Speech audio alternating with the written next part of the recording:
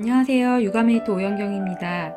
오늘은 제가 목소리로 인사를 드리려고 하는데요. 아이가 원하는 것을 모른 채 부모는 하고 싶은 말만 한다. 프롤로그를 읽어드리겠습니다. 아이를 사랑하는 마음보다 표현이 더 중요합니다. 작은 교실 12아이가 저를 바라봅니다. 이 아이들 중에는 수줍음 많은 아이, 에너지 넘치는 아이, 공격적인 아이, 그리고 새로운 선생님이 불편한 아이도 있겠죠.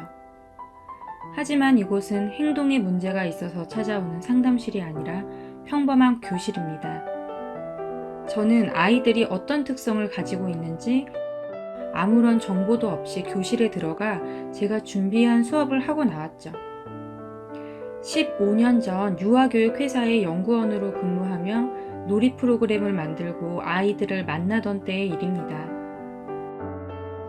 제 수업은 가능한 한 아이들을 많이 웃기는 것이었습니다. 웃기는 게 궁극적인 목적은 아니었지만 숫자를 가르칠 때도 도화지를 나눠줄 때도 인사할 때도 눈을 마주치면서 웃음을 일으키는 상호작용을 했죠. 아이들은 대체로 잘 따라왔지만 종종 힘들어하는 아이도 눈에 띄었습니다. 하지만 일주일에 한 번씩 수업 시간에만 만나는 아이들을 깊게 살피기에는 역부족이었고 제가 할 수 있는 일이라고는 가까워지기 위해 잠깐이라도 둘만의 순간을 만드는 것뿐이었습니다. 수업 중에 눈을 피하는 아이와는 멀리서라도 눈맞춤을 하려 애쓰고 딴짓을 하는 아이에게는 일부러 작은 부탁을 하여 고마움을 전했죠. 하루는 수업 내내 시무룩해 보이는 아이를 불러 귓속말로 오늘 선생님 얘기 들어줘서 고마워. 다음 주에 만나자. 보고 싶을 거야. 라고 하자 아이가 제 등에 기대며 저를 꼭 안아줬습니다.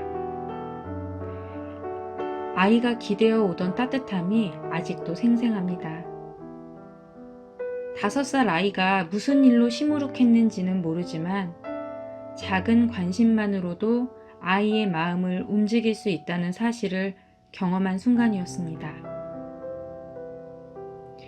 이는 유아기나 아동기 아이들에게만 있는 모습이 아닙니다.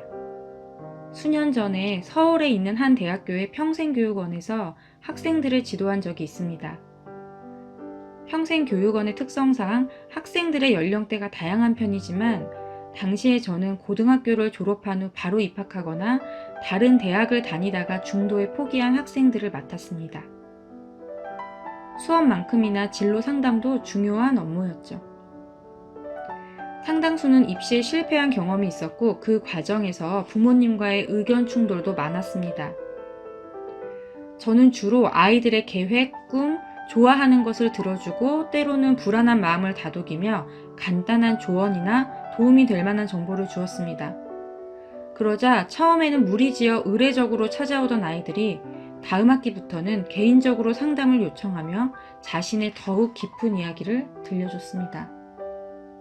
매일 지각과 결석을 반복하던 학생은 상담 이후에 맨 앞자리에서 눈을 반짝이며 수업을 듣고 지각하는 날이면 문자로 늦는 이유를 알리며 노력하는 모습을 보였습니다.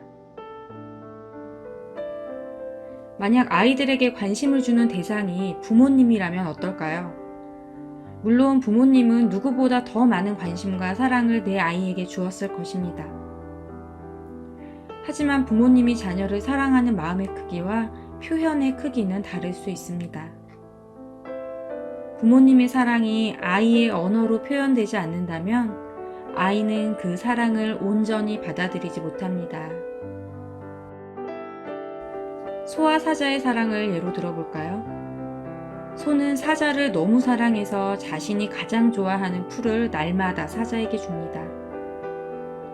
사자 역시 소를 너무 사랑한 나머지 배고픔도 참고 고기를 선물하죠.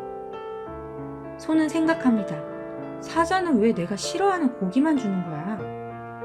사자도 생각합니다. 소는 나를 싫어하는 게 분명해. 먹지도 못하는 풀만 주다니. 소와 사자는 서로 사랑했지만 오해가 쌓여서 끝내 헤어지고 맙니다. 이런 모습은 육아 일상 속에서도 자주 발견됩니다. 아이는 엄마와 놀고 싶은데 엄마는 식사 준비로 분주하고 불안해진 아이는 칭얼거립니다. 결국 엄마는 화를 내고 말죠. 사랑하는 아이를 위해 식사를 준비하는데 차질이 생겼으니까요. 엄마의 화가 사실은 자신을 사랑해서 시작된 표현임을 아이가 과연 알까요? 부모님들은 각기 다른 고민으로 저를 찾아오시지만 문제 해결을 위한 첫걸음은 언제나 같습니다. 아이들의 눈높이에서 아이들이 원하는 말과 행동으로 표현하는 것이죠. 상대가 진짜 원하는 것을 모른 채 자기 방식대로만 사랑을 표현한다면 오해가 쌓이고 갈등이 깊어집니다. 아이들이 원하는 방식으로 사랑을 표현해 주세요. 인사법을 바꾸고 감탄사를 바꾸고 대화의 첫마디를 바꿨을 뿐인데 아이들은 답을 줍니다. 아이와 눈을 마주치며 상호작용하는 시간이 있나요? 아이와 눈을 마주치는 순간에 웃음을 주고받나요? 아이가 엄마 아빠의 말 한마디 표정 하나에도 신나고 즐거운 모습을 보이나요? 아이에게 사랑을 표현하는 방법도 배워야 합니다. 아이와의 깊은 갈등으로 고민스럽다면, 아이와 지금처럼 끈끈한 관계를 계속 이어나가고 싶다면, 아이가 원하는 애정 표현을 아이들의 언어로 배워서 해주세요. 아이들이 외치고 있습니다. 엄마, 나를 이렇게 사랑해주세요.